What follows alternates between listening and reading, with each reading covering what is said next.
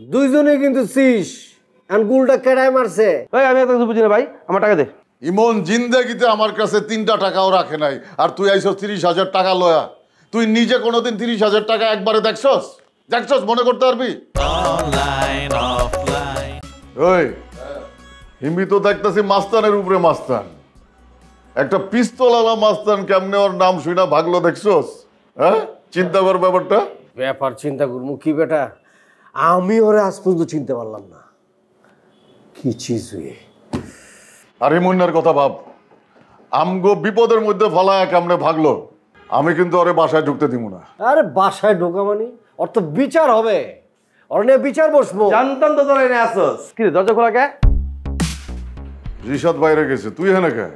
এটা কোনো ভদ্রতার কথা? দোস্ত আইসি এবার আগে বহাবি, চা খাওয়াবি, ফ্রেন্ডমেন্ট বাড়াই দিবি, তারপর সে কথা কবি।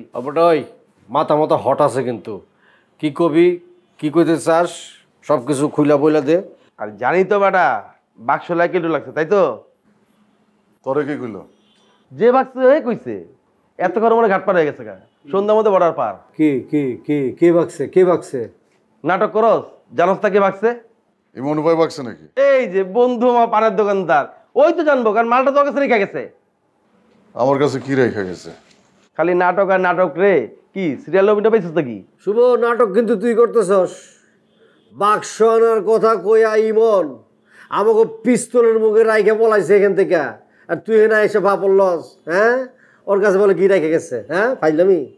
টাকা টাকা 30,000 টাকা রেখে গেছে আমার। দেখছস হালাই আমনে আহে নাই। রন্টু আমার কিন্তু মেজাজ খারাপ হয়েছে। আরে ভাই একটা শেয়ারটা পার্টি যাচ্ছিলাম। ওই বেটা ঢাকা শহরে সেরাটন আছে রে বেটা, ভাবলস। ওই তো সোনার গা শেয়ার নাকি, কোনো সমস্যা নেই। তো পার্টি দেখে যে হঠাৎ আমার ইমন ভাই ফোন দিতে, ফোন দেখে একটু দেখা করবো বললাম, আমি ব্যস্ত। তারপর বড় ভাই ফোন দিতে আইতাছি, দেখা করলাম। হে আমার গেলে কি বাক্সলা ঝামেলা টামেলা হয়েছে, হে আইতে পারবো না। আর আমার গেলে 30,000 টাকা দে, আমি 30,000 টাকা দিলাম। করছি এক কাজ করে রন্টু কাছে লই লিস, সুন্দর কথা দিয়ে দিছি, আমার টাকাটা দিয়ে দে, শেষ। গুল গুল গুল টাগু মারতেছে। তুই ইমন দুইজনে কিন্তু শীষ গুলটা কেড়ায় মারছে, গিরিঙ্গিটা কেড়ায় লাগেছে, এটা হলো বিষয়। কারণ দুজন তো তোরা বাটপার তোরা দুটাই। ওই আমি এত কিছু বুঝি না ভাই, আমার টাকা দে, আমার টাকাটা দে। নানি বাড়ির মোয়া, ইমন জিন্দেগিতে আমার কাছে 3টা টাকাও রাখে নাই, আর তুই আইসস 30,000 টাকা লয়া। তুই নিজে কোনোদিন 30,000 টাকা একবারে দেখছস? মনে করতে পারবি?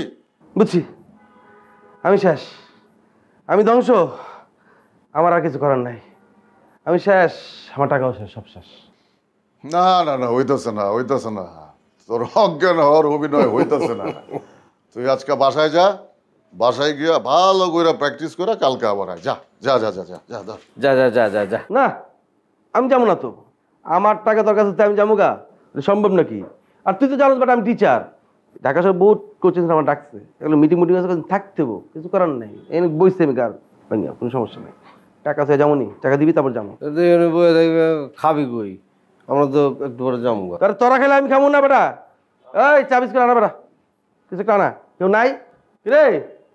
ধরো আগে আমি ফ্রেশ হই, না গোসল মোসল করে নাই, তারপরে যা করা করবো। ওই তুই কি মনে করছিস ও এখানে যাওয়ার লেগে আইছে? যাওয়ার লেগে আসে নাই, ফিক্স হয়ে গেছে।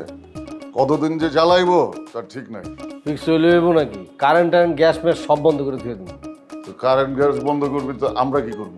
বাইরে গিয়ে খাবো। কি রে বাথরুমে সাবান নাই, তোর সাবান ইউজ করছিস না নাকি? ও ঢুকছস কই? সার্ভেন্ট রুমে ঢুকছস মনে হয়, মানে সাবান লাগবো নাকি? ছাই আছে, ছাই দিয়ে ই করে। ও তো ওটা দিয়ে দিব না, বুঝছি।